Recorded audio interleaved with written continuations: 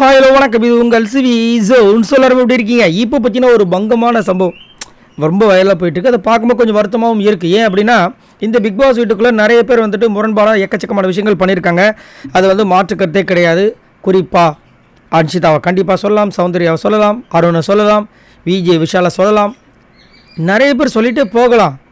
ஆனால் நேற்று வந்து ஃபேமிலிஸ் எல்லாருமே அருணை மட்டும் டார்கெட் பண்ணுறாங்கன்றது நம்மளுக்கு பிடிக்காத அருண். அதாவது எனக்கு வந்து உண்மையிலேயே பார்த்தீங்கன்னா பாதி கேம் அருணோடது பிடிக்காது. ஆனால் நம்மளுக்கே வந்து வருத்தத்தை ஏற்படுத்துது. ஏன் இது ஏன் பண்ணார் தான் இல்லைன்னு சொல்ல, அதுக்குன்னு வர ஃபேமிலி எல்லாமே அருணை மட்டும் தான் சொல்லுவீங்க. ஏன் மற்றவங்க எல்லாருமே வந்து இப்போது அருணை வந்து நேற்று சொன்னாங்க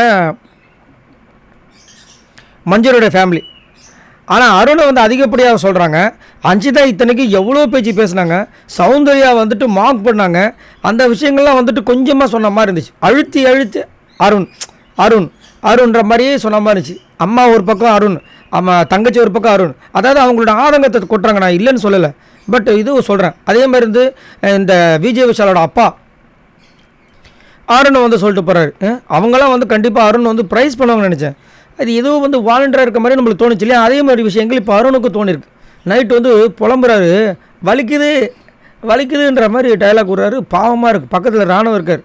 சொல்கிறாரு, இல்லையா ஏதாவது ஒரு ஃபேமிலி சொன்னால் பரவாயில்ல, வந்த ஃபேமிலி எல்லாருமே உங்களுக்கு முரண்பாடுன்னா அருண் சொன்னால் எப்படி இருக்கும்? அதுவும் காலையில் எந்திரிச்சதுலேருந்து எல்லாருமே வச்சு செய்கிறாங்க. தீபக்கோட ஒய்ஃப் வந்து செய்கிறாங்க, மஞ்சரி அவங்களோட வீட்டிலேருந்து எல்லாருமே வச்சு செய்கிறாங்க. சரி, விஜய் விஷால் நம்ம நண்பன், உயிர் நண்பன், அவங்க வீட்டில் வந்து நம்மளுக்கு ஆதரவாக கொடுப்பாங்க பார்த்தா அவரும் ஒரு பக்கம் தனியாக வச்சு செய்கிறாரு. சரி, ரயான் வீட்டில் இருந்தாவது யாராவது ஏதாவது சொல்லுவாங்க பார்த்தா அது கட் பண்ணிட்டாங்களான்னு தெரியல, அவங்களும் வச்சு செஞ்சாங்கன்னு தெரியல. ஆனால் ரயான் வீட்டில் வந்து பயங்கரமான ஒரு பிரளயத்தை ஏற்படுத்தி பாவம் ரயனோட பிக் பாஸ் வாழ்க்கைக்கு ஒரு கொஸ்டின் மார்க்கை போட்டு விட்டு போயிட்டாங்க. அதனால நல்ல வேலை பகிரங்கமாக மன்னிப்பு கேட்டார். அந்த அக்கா இல்லாத நேரத்தில் அவங்க அம்மாவை போட்டு பொழந்தார். ஏமா இப்படி பண்ணுற நீ?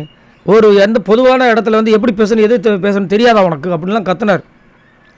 ஸோ இப்போ இங்கே பார்த்தீங்கன்னா அருண் புலம்பிட்டு ஃபேமிலிஸ் வரும்போதெல்லாம் சந்தோஷமாக இருக்கும், ஆனால் எனக்கு இப்போ வந்துட்டு பயமாக இருக்குதுன்றார். பாவமாக இருக்குது.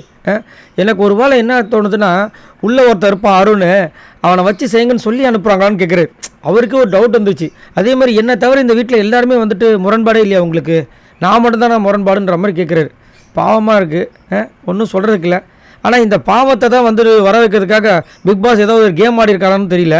என்னமோ சரி, நீங்கள் உங்களோட கருத்தை சொல்லுங்கள். இங்கே அருண் ரொம்ப பாவமாக இருக்குது, அதை பற்றி என்ன நினைக்கிறீங்க? உண்மையிலேயே வந்துட்டு எல்லா குடும்பமும் அருணை தாக்கக்கூடிய விஷயங்கள் கரெக்டுன்னு நினைக்கிறீங்களா, தவறுன்னு நினைக்கிறீங்களா? மறக்காமல் கமெண்ட்ஸ் பண்ணுங்கள். பாய் நண்பர்ல.